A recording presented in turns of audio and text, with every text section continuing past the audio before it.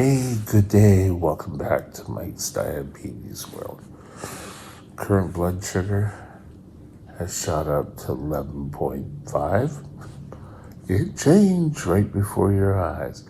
I'm halfway through a calibration. I do a calibration first thing when I kind of wake up. Active insulin is 5.775 units. I've had a few corrections try combat this. Maybe that's what slowed it down, but we'll see in the next couple of hours what happens. I had breakfast and held on for a bit, but after that, it seems to have taken off. And something my diabetic nurse had mentioned, that this here may be a little bit of a delay of Down syndrome. We're going to see, because remember, we're going to try to do our best. So today we're going to let things just run its course and see what actually comes up and see sort of a pattern. Time in range is 60%. Still not great, but it's something we can work towards. 40% is above 10 millimoles. Average sugar is still below the 10, but we need to get it lower. It's 9.9, not a great way to start. Today, I want to first apologize for yesterday's video. I don't know what I was doing, but I sounded like I was blind. So today, we're going to talk about type 2 drugs used on type 1s. And stay tuned, we'll be right back.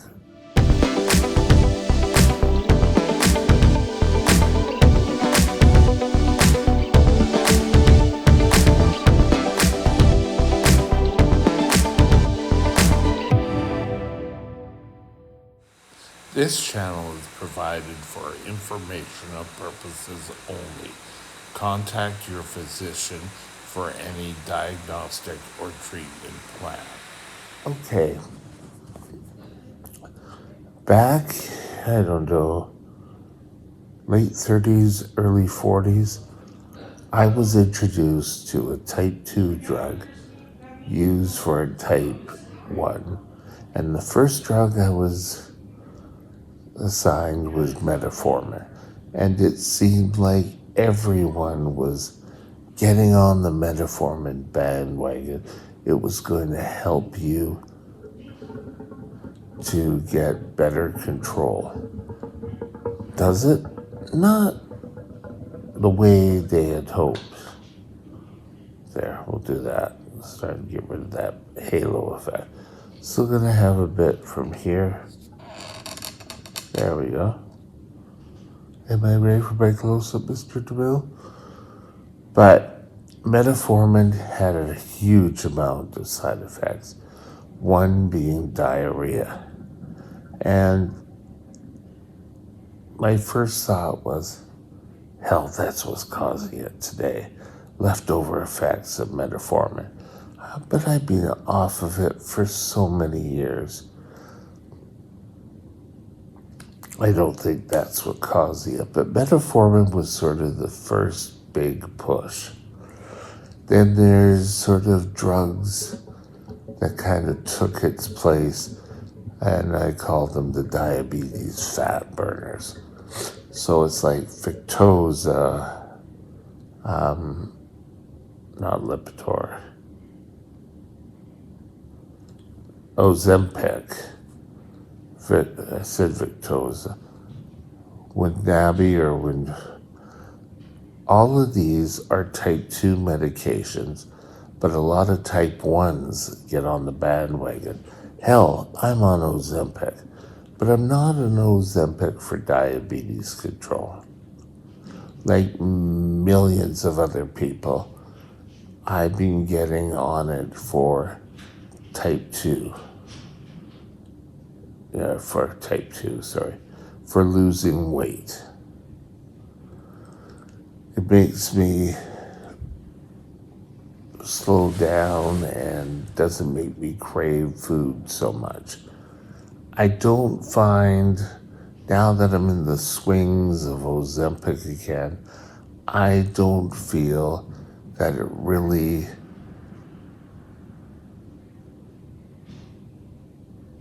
changed me much. The only thing is I notice when I go out, I'm not craving to go to a restaurant. Oh, I'm out and about, let's go to a restaurant. I still, my one weakness is I may go out, and if I was going to Shoppers before, I would get a 1 liter of Diet Pop.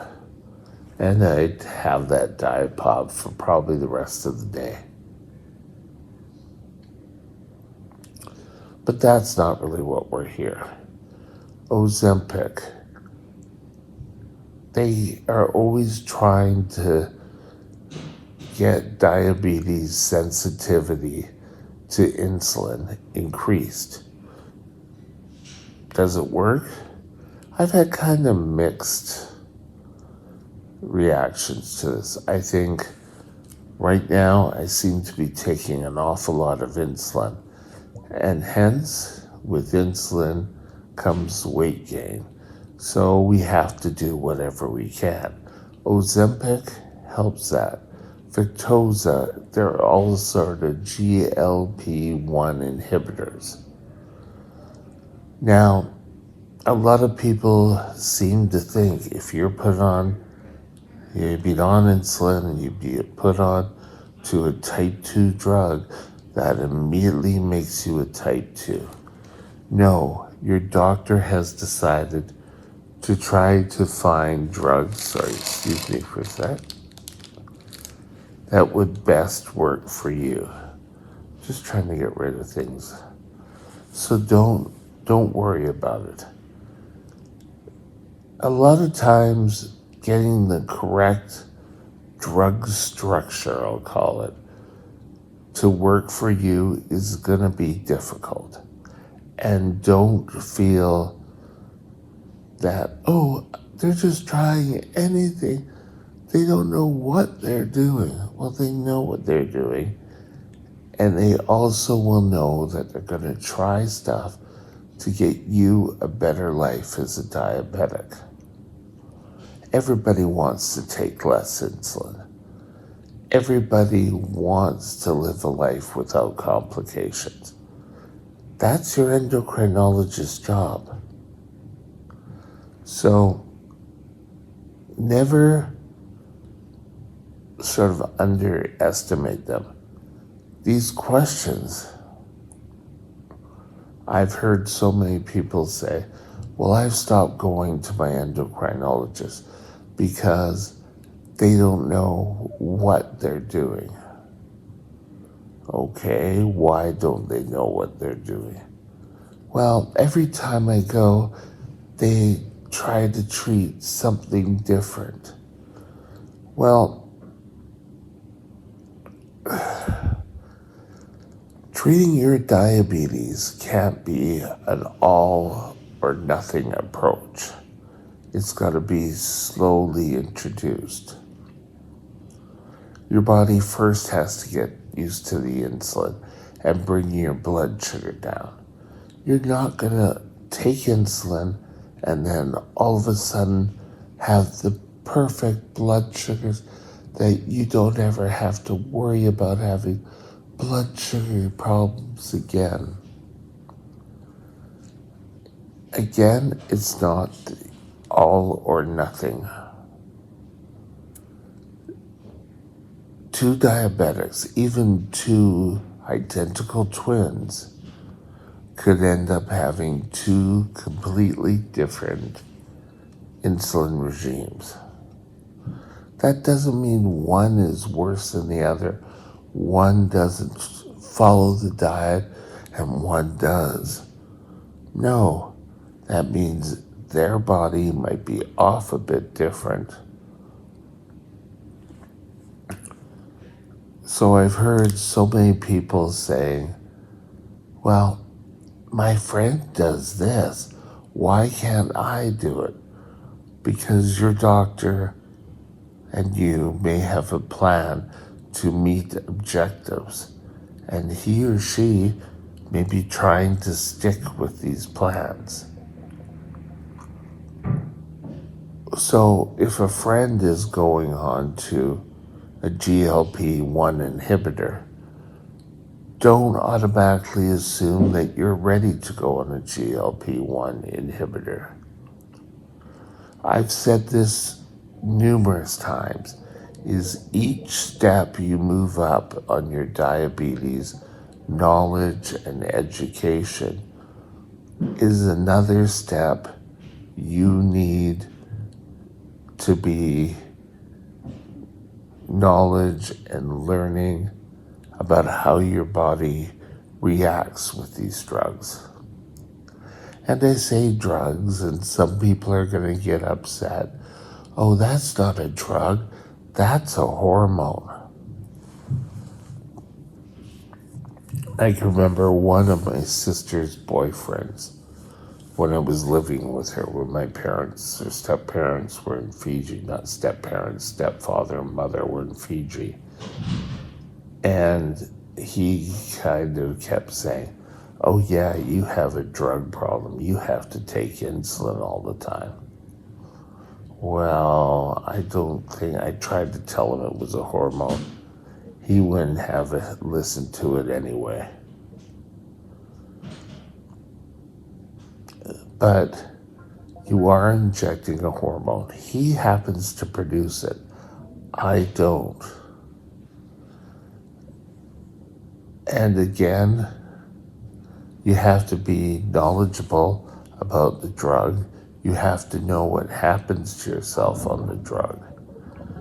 Now, a lot of people also have been on, like I said, metformin. And if a doctor says, oh, well, I'd like to try you on this medication. It's for type 2, but I think it could help you. They're immediately, nope, I tried metformin, doesn't work, we're not going to do it. Well, I've said it before and I'll say it again. Type 1 diabetics, about their care, can be damn well stubborn. Listen to his total discussion. Learn before you say no. But people get into their comfort zone. People who have been on metformin, who now have moved on and maybe have been taken off metformin, feel like they're missing something.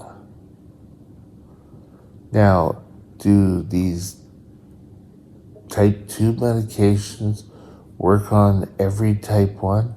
No, they don't. And I wouldn't expect them to. So, what to do if your doctor says, I'd like to put you on, well, I don't think metformin's such a big thing anymore, but I'd like to put you on a medication. And it's usually used for type 2, but I'd like to use it for your type 1 diabetes. What he's saying is he thinks he could probably get the insulin sensitivity up better, and that's better for you. It's not that you're getting worse. In fact, it's probably a sign that you're getting better, and your doctor just wants to take it up that notch. So don't be so hard-nosed and say, no, I'm not going to do it. Because you will need to be able to answer to one person, and that's yourself. But you have to give yourself every possible chance. With that, have a super day, and we'll talk again soon.